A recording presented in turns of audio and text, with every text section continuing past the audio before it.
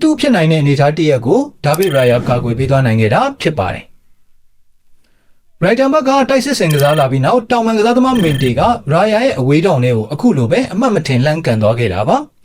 အမှတ်မထင်ဆိုပေမဲ့ကန်ချက်ကတော်တော်လေးကောင်းပါတယ်ဒါဗစ်ရာယာဖြစ်ဖြစ်တခြားဘလူးဂိုးသမားမျိုးပဲဖြစ်ဖြစ်ကာကွယ်ဖို့လွယ်ကူတဲ့အနေအထားမျိုးမဟုတ်ပါဘူ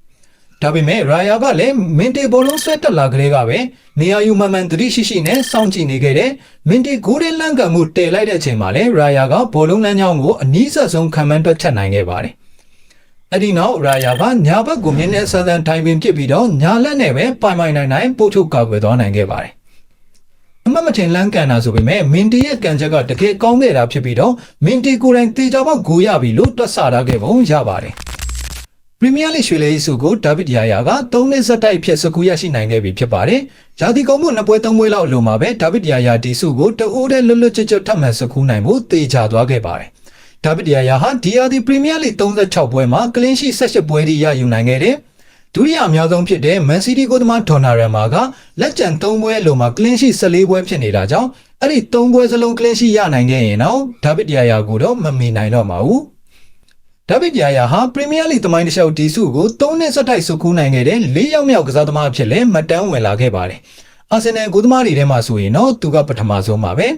။လီဗာပူးကိုသမားပီပီရင်ဂါက2006ကနေ2008ထိဒီစုကို3နှစ်ဆက်တိုက်စုကူးနိုင်ခဲ့ဘူးတဲ့။မန်စီးတီးကိုသမားတွေဖြစ်တဲ့ဂျိုးဟက်က2011ကနေ2013အဲ့ဒါဆန်ကတော့2020ကနေ2022ထိ3နှစ်ဆက်တိုက်ရွှေလဲအိတ်ဆုရှင်နေဖြစ်ခဲ့ဘူးပါတယ်။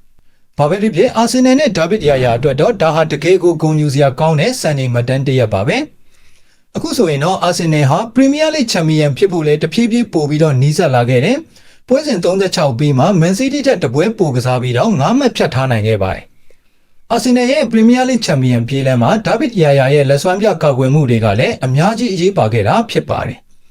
အခုနောက်ဆုံးဝက်ဆန်တဲ့ပွဲမှာဆိုရင်လည်းဇီးဇီးနေထားမှာမာတီယက်စ်ဖာနန်ဒက်စ်ရဲ့1-1အပိုင်ကန်ချက်ကိုဒါဗစ်ရာယာအကောင်းဆုံးလက်စွမ်းပြကာကွယ်သွားနိုင်ခဲ့တယ်။အဲ့ဒီကာကွယ်မှုကပဲပွဲနေထားပေါ်အများကြီးတက်ရောက်မှုရှိနေတာဖြစ်ပါတယ်။အဲ့ဒီနောက်9မိနစ်အကြာမှာအာဆင်နယ်အတွက်တလုံးတည်းသောအနိုင်ဂိုးကိုထရော့ဆက်ကသွင်းယူပေးနိုင်ခဲ့ပါတယ်။ဒါဗစ်ရာယာဟာဒီလိုအင်မတန်အရေးပါတဲ့ကာကွယ်မှုမျိုးတွေကိုတရားဒီလုံးအတိုင်းအတာနဲ့ချိန်ဖန်များစွာလုပ်နိုင်ခဲ့တာလည်းကျွန်တော်တို့တွေ့ရပါတယ်။သူနဲ့ပတ်သက်လို့အဓိကချီးကျူးရမယ့်အချက်ကလည်းအဲ့ဒါပါပဲ။ဒီရာသီပရီးမီးယားလိမှာသူ့ရဲ့အရေးပါတဲ့ဂိုးပေါက်ကာကွယ်မှုတွေအတော်များများရှိခဲ့တဲ့ကြားကအကောင်းဆုံး9ချိန်လောက်ကိုရေးထုတ်ပြီးတော့အခုလိုပဲပြန်လည်သုံးသပ်တင်ဆက်ပေးလိုက်ပါတယ်။ဒါဗစ်ရာယာရဲ့ဒီရာသီအကောင်းဆုံးဂိုးပေါက်ကာကွယ်မှုတစ်ချိန်လို့တောင်ပြောလို့ရလောက်ပါတယ်။ဒီဇင်ဘာလကုန်ပိုင်းမှာအမှတ်ပေးစရာရက်တင်မှုအရအမှတ်သိမ့်မကွာသေးတဲ့အချိန်တွေမှာမန်စီးတီးကအစောပွဲကစားခဲ့ရတယ်။ Forest ကိုနိုင်ပြီးဇယားထိပ်ကိုတက်သွားခဲ့ပါတယ်။ဒါပေမဲ့အာဆင်နယ်ကလည်း Brighton ကိုအမှားရမရှိအနိုင်ကစားနိုင်ခဲ့တာကြောင့် Man City ကိုပြန်ကျော်တက်နိုင်ခဲ့တယ်နှစ်မှတ်ပြန်ဖြတ်နိုင်ခဲ့ပါတယ်။အဲ့ဒီအတွက်ဒါဗစ်ရာယာရဲ့လက်စွမ်းပြကာကွယ်မှုတွေကလည်းအများကြီးအဓိကကျခဲ့တာဖြစ်ပါတယ်။ပွဲတင်86မိနစ်မှာ Brighton တိုက်စစ်ကစားသမားမင်တီရဲ့အမှတ်မထင်အပိုင်ကန်ချက်ကိုဒါဗစ်ရာယာလက်စွမ်းပြကာကွယ်နိုင်ခဲ့တာဖြစ်ပါတယ်။အာဆင်နယ်က2ဂိုးပြတ်ဦးဆောင်ထားခဲ့ပြီးနောက်ပွဲချိန်64မိနစ်မှာ Brighton ခြေပေါ်ဂိုးပြန်ရထားခဲ့တယ်။အဲ့ဒီနောက်တောက်လျှောက်တိုက်စစ်ဆင်ကစားလာခဲ့ပြီးတော့2-2ဖြစ်နိုင်တဲ့အနေအထားတစ်ရပ်ကိုဒါဗစ်ရာယာကာကွယ်ပေးသွားနိုင်ခဲ့တာဖြစ်ပါတယ်။ Brighton ဘက်ကတိုက်စစ်ဆင်ကစားလာပြီးနောက်တောင်ပန်ကစားသမားမင်တီကရာယာရဲ့အဝေးတောင်လေးကိုအခုလိုပဲအမှတ်မထင်လှမ်းကန်သွားခဲ့တာပါ။အမှတ်မထင်ဆိုပေမဲ့ကန်ချက်ကတော်တော်လေးကောင်းပါတယ်။ဒါဗစ်ရာယာဖြစ်ဖြစ်တခြားဘလူးဂိုးသမားမျိုးပဲဖြစ်ဖြစ်ကာကွယ်ဖို့လွယ်ကူတဲ့အနေအထားမျိုးမဟုတ်ပါဘူး။ဒါပေမဲ့ရာယာကလည်းမင်တီဘောလုံးဆွဲတက်လာကလေးကပဲနေရာယူမှန်မှန်သတိရှိရှိနဲ့စောင့်ကြည့်နေခဲ့တဲ့မင်တီဂိုးတဲ့လန့်ကန်မှုတည်လိုက်တဲ့အချိန်မှာလည်းရာယာကဘောလုံးလမ်းကြောင်းကိုအနည်းဆက်ဆုံးခံမှန်းတွက်ချက်နိုင်ခဲ့ပါတယ်။အဲ့ဒီနောက်ရာယာကညာဘက်ကိုမြင်းနဲ့ဆန်ဆန်ထိုင်ပင်ဖြစ်ပြီးတော့ညာလက်နဲ့ပဲပိုင်နိုင်ပို့ထုတ်ကာကွယ်သွားနိုင်ခဲ့ပါတယ်။အမှတ်မထင်လန်းကန်တာဆိုပေမဲ့မင်တီရဲ့ကန်ချက်ကတကယ်ကောင်းခဲ့တာဖြစ်ပြီးတော့မင်တီကိုယ်တိုင်တေချာပေါက်ဂိုးရပြီလို့တွက်ဆထားခဲ့ပုံရပါတယ်။ဒီဘောလုံးကိုဒါဗစ်ရာယာကာကွယ်သွားနိုင်ခဲ့တဲ့အခါမင်တီဟောင်းမယုံနိုင်လောက်အောင်ဖြစ်သွားပုံကိုလည်းအခုလိုမျိုးတွေ့ရမှာဖြစ်ပါတယ်။အဲ့ဒီအချိန်မင်တီရဲ့မူရာကိုပြန်ကြည့်လိုက်ရုံနဲ့ဒါဟာဘလောက်ခက်ခဲတဲ့ကာကွယ်မှုမျိုးဖြစ်မလဲကျွန်တော်တို့တွေ့ကြည့်လို့ရပါတယ်။ဒီရာသီဒါဗစ်ရာယာရဲ့အကောင်းဆုံးကာကွယ်မှုတစ်ချိန်ပါပဲ။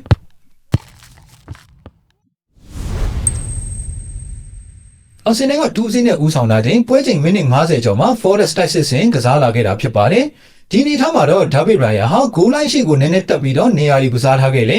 ရည်ရွယ်ချက်ကတော့ Forest ကစားသမားဒီဘောလုံးကိုဂိုးရှိဖြတ်တင်သည်ဖြစ်စေအမှတ်မထင်ဂိုးနဲ့လန့်ကန်မှုစ조사သည်ဖြစ်စေကိုယ့်ဘက်ကအဆင်သင့်ဖြစ်နေဖို့ပါပဲ။ညာချမ်းကနေ Forest တိုက်စစ်ဆင်လာပြီးတော့ဂိုးရှိမှရှိနေတဲ့ Chris Wood စီချိုးပေးလိုက်ချိန်မှာတော့ David Raya ဟာဘယ်ဘက်ကိုချိန်2လမ်းလောက်တိုးလိုက်သလိုတစ်ချိန်တည်းမှာပဲဂိုးလိုင်းစီကိုနောက်ပြန်ဆုတ်သွားခဲ့တာတွေ့ရပါတယ်။ Chris Wood ရဲ့ကန်ချက်ကိုအပိုင်ကောက်ွယ်နိုင်မှုသူချိုတင်ပြင်ဆင်ထားလိုက်တာဖြစ်ပါတယ်။ Chris Wood ရဲ့ကန်ချက်ကလည်းတော်တော်လေးကောင်းခဲ့ပြီးတော့ဂိုးရဲ့ဘယ်ဘက်အပေါ်ထောက်နဲ့ကိုအချိန်ပြင်းပြင်းနဲ့ကိုဝင်လာခဲ့ပါတယ်။ဒါပေမဲ့တေချာကျူတင်ပြင်ဆင်ထားတဲ့ David Raya အတွက်တော့ဒီကန်ချက်ကသိပ်ပြီးတော့မခက်ခဲခဲ့ပါဘူး။သူအကောင်းဆုံးပဲလက်စွမ်းပြကာကွယ်သွားနိုင်ခဲ့ပါတယ်။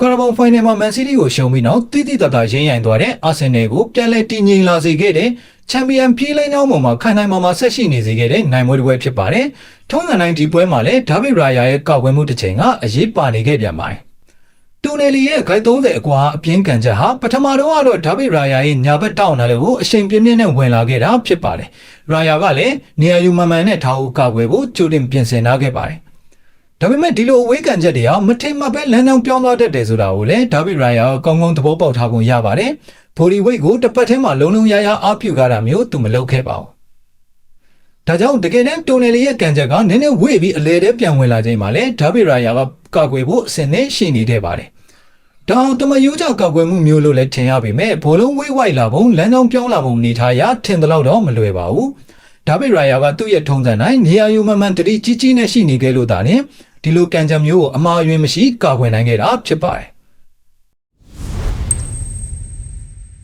မက်စလာဇန်နိုဟာအိမ်ဝင်းမှာချက်စီကိုအနိုင်ရတဲ့ပွဲမှာလည်း David Raya ရဲ့လက်စွမ်းပြကောက်ွယ်မှုတစ်ချိန်ကအာဆင်နယ်တို့အများကြီးအရေးပါခဲ့ပါတယ်။2-1နေထားဖြစ်ပြီးပွဲချိန်မိနစ်90ကျော်လာချိန်မှာတော့ချက်စီဘက်ကတိုက်စစ်ကိုအရှိန်မြင့်လာခဲ့တဲ့ဂါနာချိုဘေချန်တိုင်းတိုက်စစ်စင်ကစားလာချိန်တင်ပါဂါနာချိုရဲ့ကံမောက်ကိုပိတ်ဆို့ကာကွယ်ထားပါတယ်။ဒီနေ့ထောက်မှာဂါနာချိုတို့ဂိုးရှိကိုဖျက်တင်ပေးဖို့လမ်းကြောင်းတစ်ခုပဲရှိနေပြီးတော့ David Raya ကလည်းဒီဘောလုံးလမ်းကြောင်းကိုကြိုတင်တွက်ဆထားခဲ့တဲ့ဖျက်တင်မှုကိုထွက်ဆွဲနိုင်မှုကြိုတင်ပြင်ဆင်ထားခဲ့ပါတယ်။ဒါပေမဲ့နှစ်ဖက်ကစားသမားတွေ6ကိုက်စီစီကိုမြန်မြန်ဆန်ဆန်ပြေးဝင်လာကြတာကြောင့်ဂိုးရှိမှာအနေနဲ့ရှုပ်ထွေးသွားခဲ့ပါတယ်။ David Raya လို့ဖျက်တင်မှုတွေထွက်ဆွဲရမှာအတော်ကောင်းတဲ့ဂိုးသမားမျိုးအတွက်တောင်ဒီလိုနေထားတာတိတ်မလွယ်ကူပါဘူး။ဒါကြောင့် David Raya ဟာဂိုးပေါက်စီမှာပဲတတိနေထားနဲ့စောင့်ကြည့်နေခဲ့ပါတယ်။